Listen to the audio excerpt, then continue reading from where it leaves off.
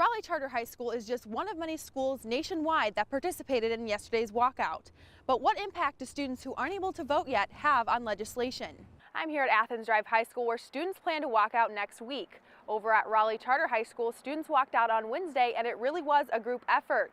13 clubs came together to organize the walkout. And it's important to note that almost all the students I spoke with are 17 and plan on voting in the next election. I'm Elizabeth Suarez, back to you. On the morning of November 28, 2016, a violent and chaotic scene took place here, outside of Watts Hall, as Abdul Razak Ali Artan drove a Honda Civic into a crowd of people, exited the vehicle, and proceeded to stab people with a butcher's knife, ultimately injuring 13. The female victim fled the house onto Neal Avenue, where shortly after, an OSU student saw her covered in blood and called 911. Still to come, it's going to be an attraction that you and your family can enjoy. A new park being built in Hocking Hills in honor of an Ohio legend. Tonight we'll get a preview of the John Glenn Astronomy Park.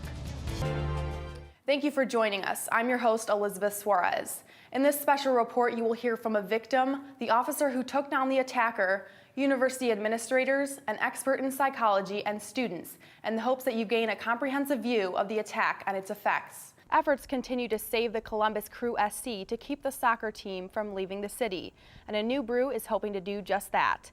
Starting this Friday, Brewdog and Canal Winchester will release its newest beer, Crew Brew. The light ale is raising money for Save the Crew, an organization that is trying to keep the Columbus Crew from leaving.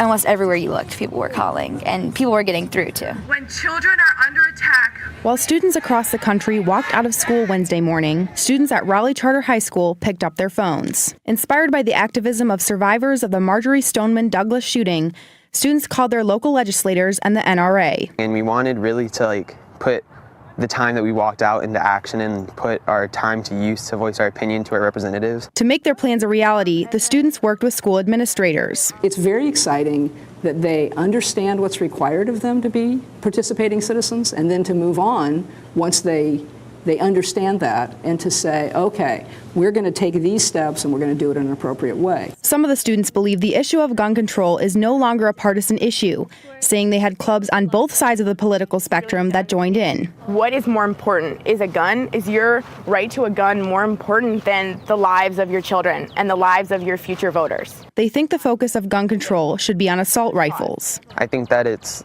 impossible for the politicians to continue doing nothing or continue voting down any gun control, because no one really needs an assault rifle. It's not really necessary. One of the students who helped organize the walkout, Stephen Powell, says gun control isn't the only concern. Exclusive. I think that mental health and gun control could go hand in hand to end the mass shooting violence that is happening. Raleigh Charter High School is just one of many schools nationwide that participated in yesterday's walkout.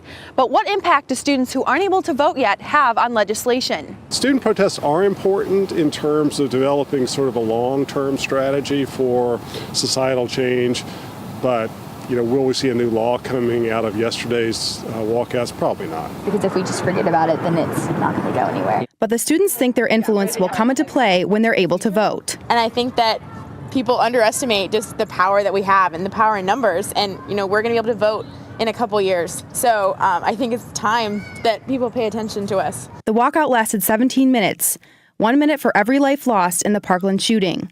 After 15 minutes of calls, the students spent 2 minutes in silence honoring the victims. It's kind of representative of all those lives that have been lost, looking around and seeing how many of my friends were around me and how many amazing people were there, and just thinking and reflecting on those lives. It was really incredible. It's the end of an era.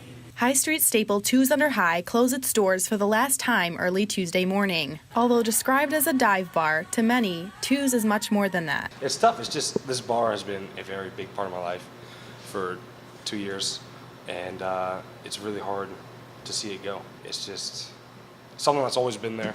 I can always go down here even when I'm not working. The people that you work with are your friends. The bar closing, I feel like it's kind of ripping a piece of campus, just out of everyone. Everyone loves it. It's not going to be the same. You can't recreate what we have down here. Owner Scott Ellsworth opened Two's 10 years ago. To do this, he and his wife made many sacrifices, including taking out a second mortgage and using up all their savings, including her retirement fund.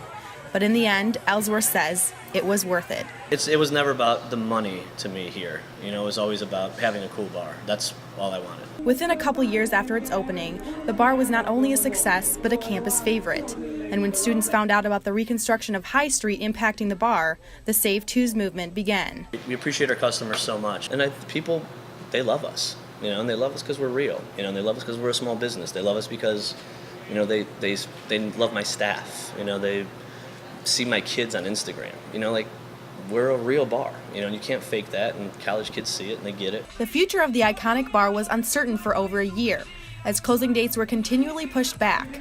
But when Ellsworth had a finalized date, he knew he had to give the bar a send-off to remember. 22 hours of twos. So it just felt right. I mean, why not be open like it's a Michigan game and celebrate, you know? I hope when I die, somebody celebrates me for 22 hours. For many, High Street just won't be the same without it. 3 years ago, we walked into Twos, and honestly, every time we walked in, we saw our best friends. Half our bar was just our friends. We bought honestly all the shirts at Twos that we could, and we really had the greatest memories here. So it's one of the places where me and the guys I still hang out with and the guys I still know, and we all have wives and families now. And we still all know each other. And this is one of the places that we hung out. This is where we became friends. And so it's one of the important places to me. Although Twos will soon be gone, the memories made there will live on. Elizabeth Suarez, Lantern TV. Hardworking, caring, responsible, ethical, curious. These are the words that high school teacher Lee Bishop uses to describe her former student Lydia Garcia. She is very serious about her studies. She was consistently on the honor roll, was a member of the National Honor Society. Lydia is a DACA dreamer and is now a first year at Ohio State with hopes to become an optometrist. But she wants people to know there's more to who she is. Being undocumented or being a dreamer doesn't define who I am or what I will be in life. It just says that it's just something, a handicap that I have. And one day, you know, with God's favor, I will overcome it. Lydia was born in northern Mexico and moved to Columbus just before her second birthday, but considers Columbus her home. Her father now lives in Mexico, and she has seen him only a few times over the past 7 years, which has taken an emotional toll.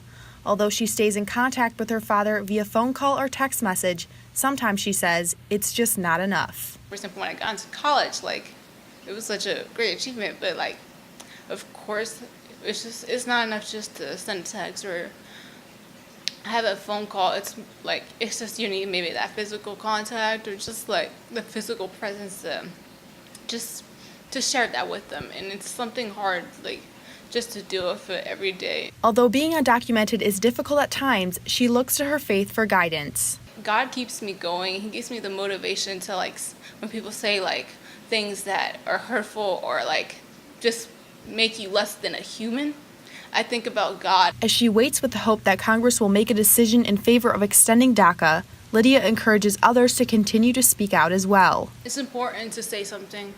A lot of times, like I said, people are afraid to say things and afraid to stand up for what they believe in or say who they are. And I think it's just important not to be in the shadows. For now, she plans to continue to focus on her studies while working 30 hours a week to support her education. I'm a dedicated person.